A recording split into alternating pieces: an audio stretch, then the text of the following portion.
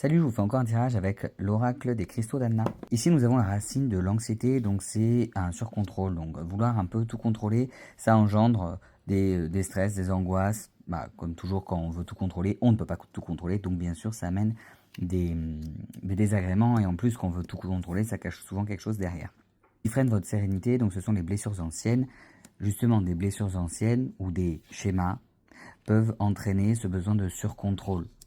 Les moyens d'obtenir la sérénité quand vous êtes seul, c'est de vous concentrer sur les messages. Alors là, je vais mettre un petit peu plus grand. Je vais un peu enlever. Donc il y a tous les messages, bien sûr, de messages des guides. Il y a aussi les messages que notre corps peut nous dire. Donc c'est être attentif à soi et se poser. Si on enlève un petit peu le mot-clé, qu'on regarde juste la carte, ce sont deux personnes qui regardent les étoiles, donc qui se posent. Alors oui, il y a cette notion de j'écoute mes guides, je m'écoute.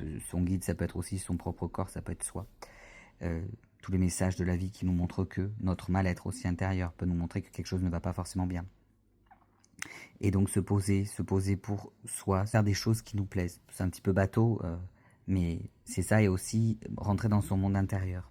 Donc on part sur de l'introspection. Là, on a tout ce qui va être les moyens d'obtenir la sérénité quand on est avec les autres, donc en société, donc plutôt dans la vie active, quand on n'est pas dans son cocon. Ça va être s'élever, donc ça peut être apprendre des choses sur soi, mais ça peut être aussi élever sa vision des choses, donc regarder les choses d'un point de vue un peu plus haut, et peut-être aller voir qu'on n'est pas obligé de tout contrôler, qu'il y a d'autres visions des choses aussi, que ça existe, qu'il y a d'autres façons de faire, que c'est ok.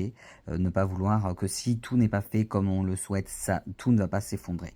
Il y a aussi cette façon de voir les choses, à essayer de voir qu'il n'y a pas qu'une façon de faire les choses, qu'une façon de voir les choses, qu'il n'y a pas qu'un point de vue qui est valide. Et aussi, c'est s'élever dans le sens s'affirmer, mais dans le bon sens. Des fois, quand on veut tout contrôler, on veut contrôler ou tout ce qu'on fait, ou on veut contrôler tout ce que font les autres, mais on ne s'élève pas dans le sens où on ne va pas faire des choses qui sont en adéquation avec nous, faire des projets qui nous tiennent à cœur, s'élever dans le bon sens. Il y a des choses qu'on peut, enfin, on peut pas contrôler, il y a toujours une part de mystère dans tout ce qu'on fait, mais on peut élever ce qu'on fait réellement pour peut-être aussi obtenir un peu plus de tranquillité en étant plus aligné avec soi. Et la pierre qui peut vous accompagner dans ce travail, c'est la pierre de lune. On va prendre sa symbolique, donc c'est tout ce qui est monde intérieur, intuition, c'est de l'apaisement, c'est tout ce qui est cycle également, tous les genres de cycles de vie. Ça accompagne la clôture d'un cycle et les nouveaux cycles. C'est une pierre qui est dans l'énergie féminine.